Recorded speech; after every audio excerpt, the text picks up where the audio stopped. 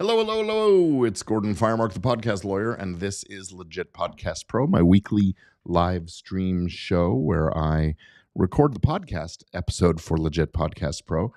This week's a little different because I just got busy and I haven't had much time to prepare a scripted episode like I often do.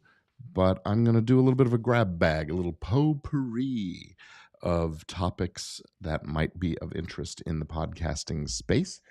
And I'll be getting into that in just a second, but I just thought I'd come on in and say hello. If you're watching live, I'd love it if you would drop a note in the comments. If you're watching on the replay, drop a note in the comments. If there's something you'd like to hear from me, topic or a subject or a question that you'd like to get answered, I'd be delighted to do that.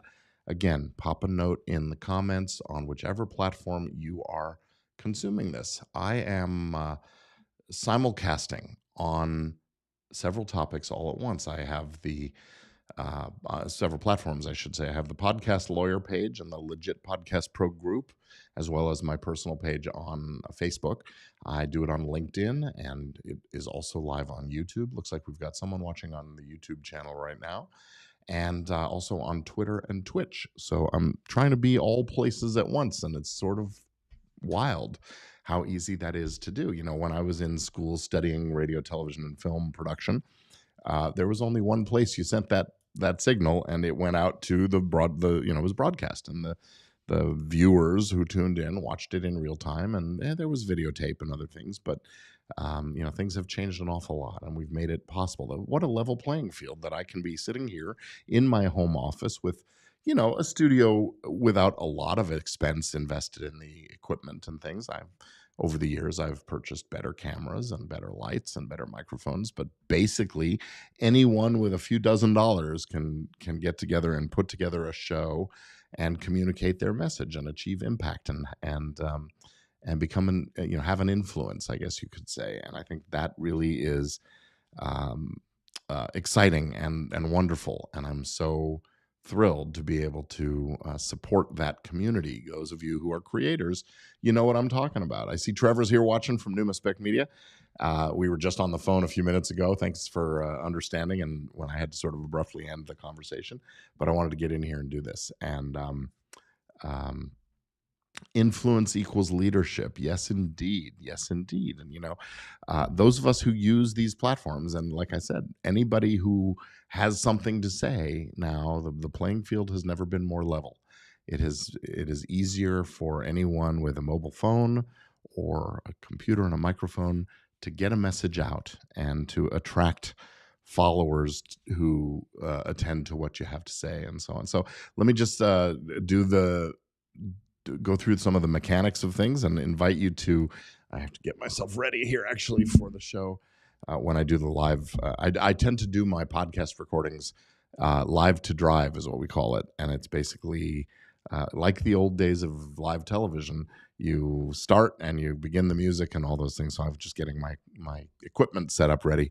But first, I want to just invite you to follow on whatever platform you are on and subscribe. You can subscribe on YouTube, and on YouTube, if you're watching and you want to get notified about this every time we go live, you can click that bell. Got these fun little graphics, got to use them, right? Click that bell to be notified when we go live and so on. So today, as I said, it's going to be a potpourri, a grab bag of a few topics that I picked up just from reading the trades today, the publications. So I think what we're going to do is jump in and get started. And I actually have to figure out how I'm going to introduce the show. And here we go in 5, 4, 3, 2. It's Legit Podcast Pro, and today it's a grab bag of topics relating to the podcasting community. Stick around right after this.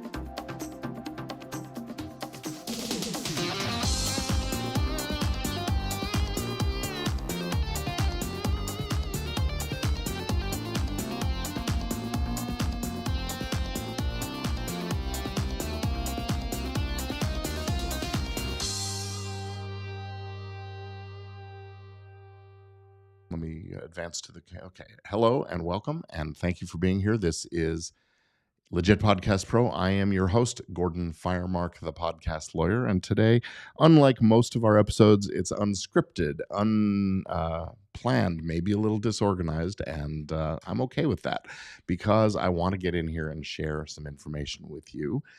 As I do every week on Thursdays, this is usually done live at 4 p.m. on Thursday as a live stream on Facebook, YouTube, LinkedIn, Twitch, Twitter, and I think that's all of them.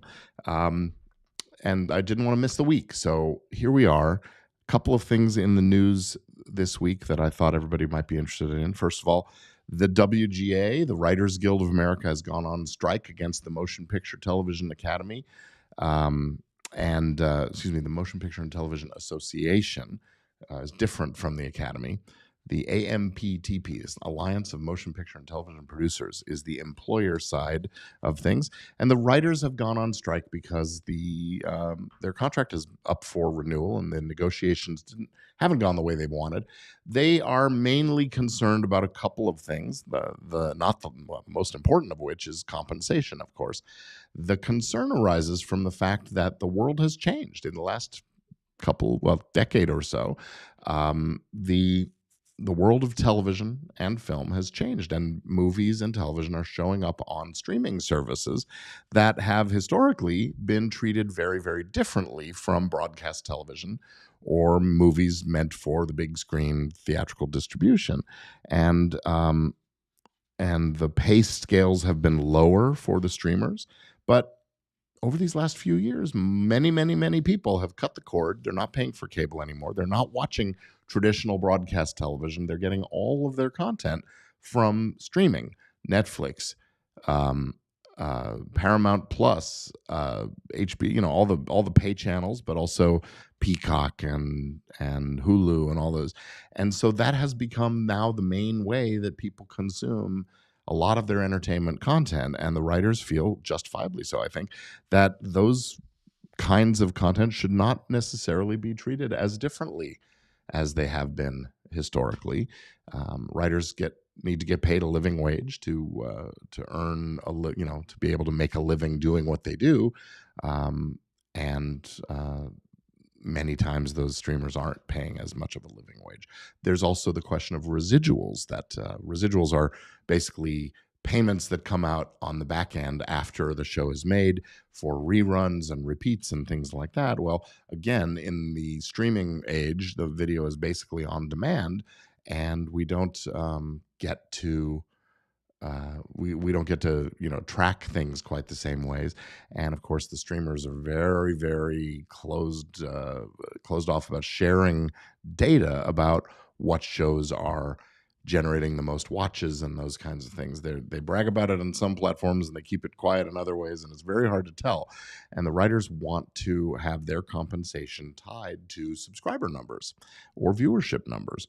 The platforms, I should say, the producers and distributors of the content are very reluctant about that. And after all, they make the point that their profits are not driven by subscribers or viewers of a single show, but that in fact it's an overall subscription. They're not running ads. They're not getting paid. The economics of the industry has changed. So that's another thing the writers are concerned about. A third point that they're concerned about, and this is something that we in the podcasting space really ought to be thinking about, is the role that AI is going to take in creating entertainment content going forward.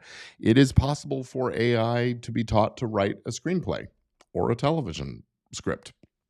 And writers are, I think, justifiably concerned that as a cost-cutting measure, the producers, production companies, and distributors of shows will want to use AI to replace writers in many instances. Now, there will always be a role for the creator writer who comes up with the original concept for a show, or even the idea for a particular episode, or so on. But if you can tell an AI, hey, write me a scene where Jim Rockford is investigating a bank robbery and has a conversation with his lawyer who was in the bank when it was robbed, that scene gets spit out, and you didn't have to pay a writer for that day of work to accomplish that. So they're concerned about that.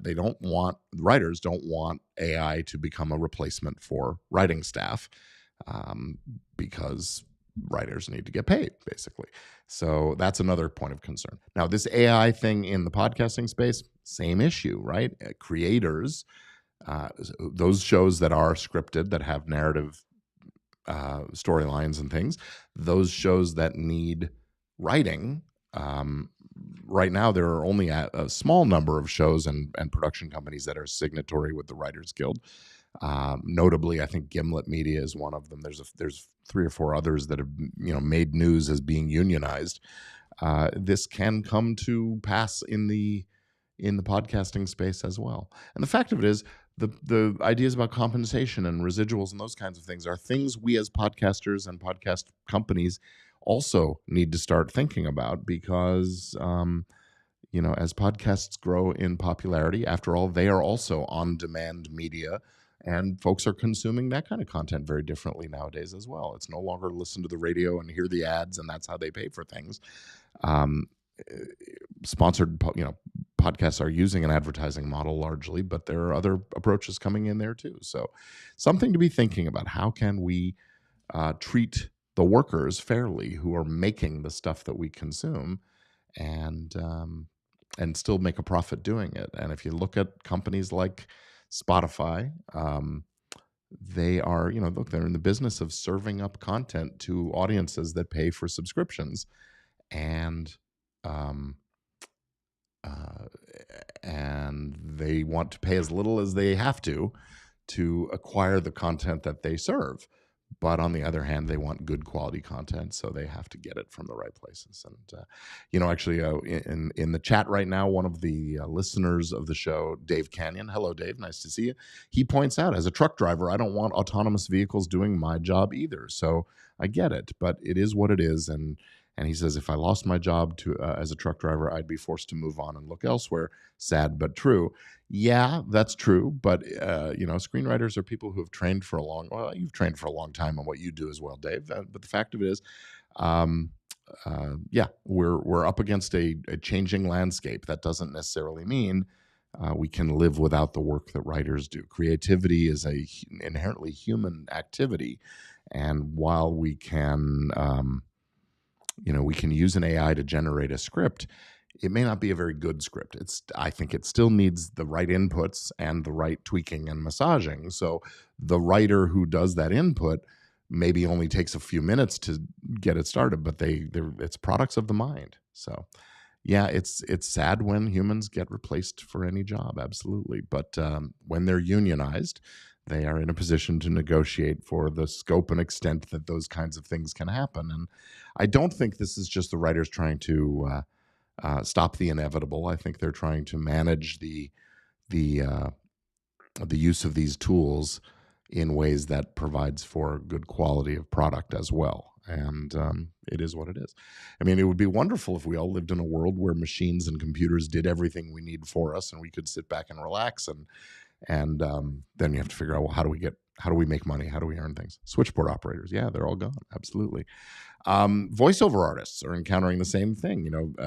Whereas it used to be that you needed to hire an actor to come and sit in front of a microphone and talk, well, I hate to tell you, there are folks out there who are doing AI-generated audio and video that is hard to distinguish from real people's voices. And if you can type a script into a machine and out it spits sounding just like you, or just like Morgan Freeman or Robert De Niro, well, that's another point of valid concern.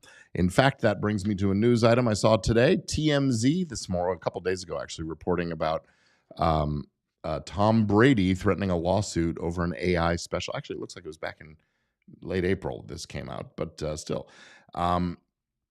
There was an AI comedy special. A couple of comedians who are podcasters, that's the connection to podcasting. They created an animated version of the NFL legend, the greatest of all time, Tom Brady, telling crass jokes in stand-up format. And Tom Brady's company, TB12, threatened legal action over it just days after it was posted. And the podcasters who created the thing took it down rather than fight out the questions that rise from this. There are questions. Is it illegal or legal to create a faux character based on a real person? Is it their name? Is it their likeness? Is it their the sound of their voice? Those kinds of things. There are laws relating to privacy, and there are laws relating to what we call the right of publicity, which is essentially the property right that people in some states are given to the name, likeness, and other uh, unique distinguishing persona indicators. So let me see. This is Will Sasso and Chad Kultgen. They do a show called Dudesy, and they talked about this fake Brady comedy special. Brady's lawyers wrote and said this was a blatant violation of the former quarterback's rights, and they were demanded that they immediately remove the use of his name, image, voice, persona, and likeness, and any other unauthorized use of those things from any websites, internet platforms, et cetera, et cetera. So they did that rather than invest in mounting a major legal defense. That could be viewed as either an acknowledgement that they didn't have a meaningful legal defense, or that they didn't want to invest money in that legal defense. They seem to clearly think it was BS, but you never know. Now, most of those rights, those privacy rights and the right of publicity that I was talking about, they mainly pertain to commercial uses of people's names and likenesses. So there might be a defense based on the fact that this is not commercial. The government can't really regulate artistic expressive speech as much as it does with as it can, I should say, with commercial speech. The laws, the First Amendment is more relaxed about restrictions on commercial speech.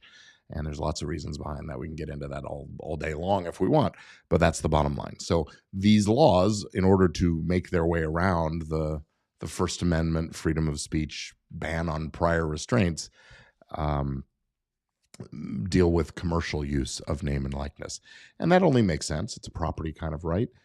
Why should they be able to use your name or likeness to make money without your permission? I don't know what just happened. I ended up bumping something, so bear with me. Let me get rid of this. There we go. So anyway, the show's not over. Sorry about that. So that's one story. Two stories: the Writers Guild strike, and then we have the Tom Brady thing.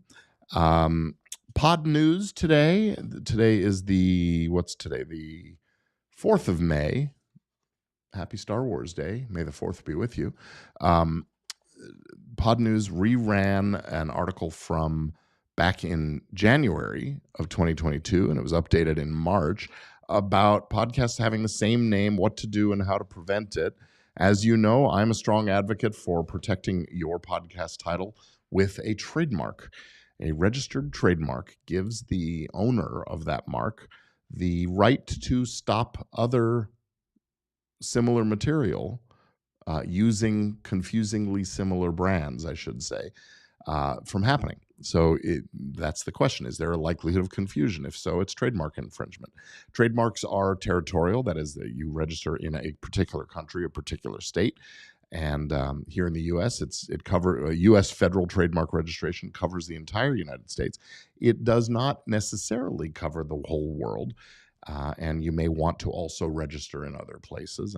And James's article from Pod News gets into that a bit. The real question is, do you need to do this at all? And if you have a very distinctive brand or title for your show that sets you apart and identifies you as the source of that show, it can be important to do that. That said, if there's not a big, if the odds are slim that anybody else is going to come along and name their show similarly, registration may or may not be a worthwhile investment. I tend to think it is, but I'm someone who gets paid for doing trademark registration. There are also common law trademark rights that exist in most places. For the first people to use the title generally win in these kinds of situations. So not having a registration isn't a complete bar to doing something about it if someone adopts a very similar name. But you get into questions of, is there unfair competition going on? Are we passing off your work as someone else's, or vice versa? Those kinds of questions. So good article in Pod News from March 16th, 2023, republished in today's. And I actually had seen this article earlier, and I'm looking at what is the what is the new material? I don't know. And I'll say thanks to James for the shout out to me as one of the trademark lawyers in the article that he's talking about. So anyway, that is that for my show today. I don't have much to add to the conversation. Coming up, I'm going to be talking on a next episode about things that podcasters need to do to achieve the kinds of success they dream of. And another episode coming up will be ways to protect yourself and your podcast from the lions and tigers and bears, the copycats, the infringers, and the lawyers that come looking. So we'll be talking about those on future episodes. In the meantime, I'll say thank you for listening. Thank you for being with me today. Come and follow me on whatever channels you're looking at. And I'll be back again next week. Thanks for listening to Legit Podcast Pro. See you soon.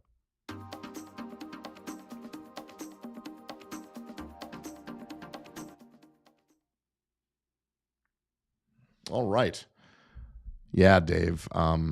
Switchboard operators. That was a great analogy. Good point. I don't think it's exactly the same. There's a whole different. Art is different than other kinds of jobs in some ways, and we have big questions. Do I miss talking to a switchboard rather than going through an automated attendant or just dialing direct? I don't miss it. I think I would miss it if all the entertainment content I was consuming was generated by machines. I think we would notice the absence of the human factor somehow. It's hard to put a finger on what that human factor really is, but it's definitely a thing. So something to think about. What else? I don't know. I've got very little else to talk about today.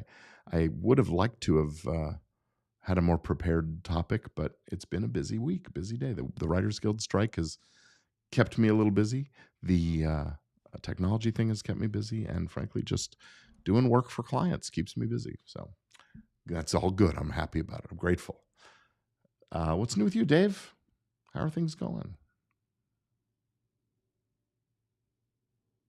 I'm going to open up my feeds and see if there's any other podcast related stuff I should look at.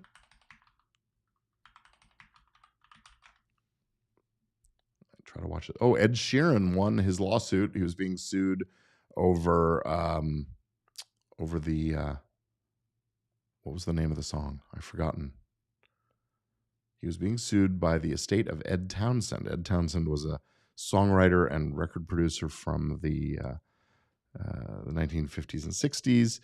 And Thinking Out Loud, that's the song. So Townsend's daughter, I believe it was, maybe granddaughter, I think daughter, sued, claiming that the song Thinking Out Loud was substantially similar, or parts of it were substantially similar to parts of the Marvin Gaye song Let's Get It On that Townsend had written.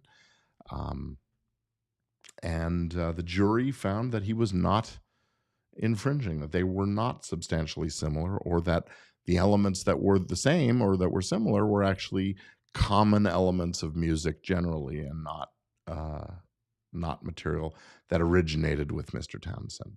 I should say Mr. Townsend was a client of mine while he was living, and he's been gone for quite a long time now, at least a dozen years, I would say. And I had nothing to do with this particular lawsuit, but he was a wonderful guy, and I sort of feel bad that his family had to go through all this, but I won't opine on whether or not I think the Thinking Out Loud was an infringement, because it wouldn't be my place to say anything there. But he has Sheeran won, so that's good. He had made noise about leaving the music business if this didn't go his way. I don't know if that actually persuaded the jury, but certainly interesting rhetoric. So they returned a verdict one day after the end of the presentation of evidence. He is not liable, and that's that.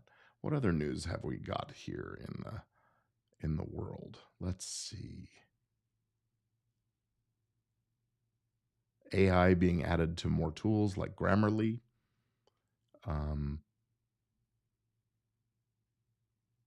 else? Well, the news is filled with stuff about the Writers Guild strike. So,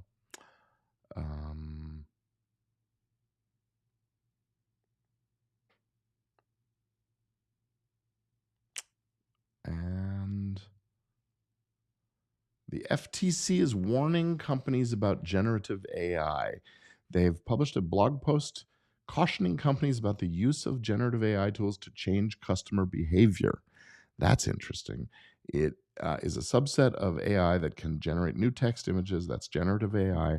And they're saying, don't use these tools to try to modify consumer behavior. I don't know how you possibly regulate that or prove that it happened, but this machine-generated content often feels authentic and realistic and is convincingly similar to that of a real human. Interesting. What are your thoughts about AI in that regard? They make it clear that manipulative use of these tools could be illegal, even if not all customers are harmed, and even if those harmed do not comprise a class protected by anti-discrimination law. So they've previously been talking about things like deceptive claims, unsubstantiated claims about AI products and things like that. But, we're at a point in the technology where you won't always know if you're talking to or chatting online, texting with a human being or with a machine. And I guess what they're suggesting is it should always be clear that an ad is an ad. People should know whether they're communicating with a real person or a machine. I think that's important. So there's a disclosure that needs to be done. Companies should be aware of downstream uses and should train employees properly. It should distinguish clearly between what is organic and what is paid in terms of ads. Generative AI output should be clearly identified if it's an ad as an ad. Consumers should know that if an AI product's response is steering them to a particular website or product, it is because of a commercial relationship, and companies should monitor and address the actual use of these tools. That makes good sense, actually. I get that. I need to save this to another tool that I use so that I can remark on it later.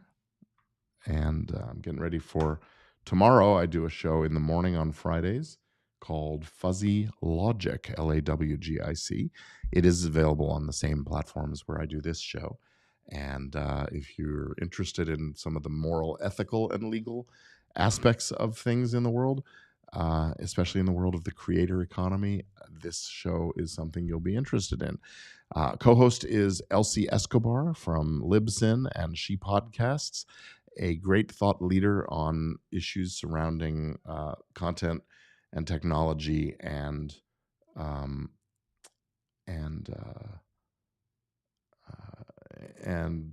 questions about diversity, equity, and inclusion and things like that. So we always have a good conversation. Tomorrow's topic is dealing with the fact that when we make content, we are contributing to what becomes our permanent record, and whether or not that is a good or a bad or a neutral thing, and how it has affected some creators as well as others. The fact is that we have some education to do, training kids and people of all ages, really, that this is the case. You're making that permanent record. We used to joke as kids, right? This is going to go on your permanent record.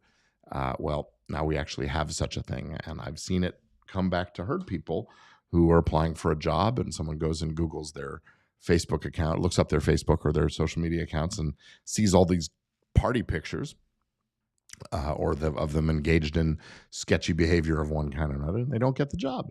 And most of the time, you never know why you didn't get the job.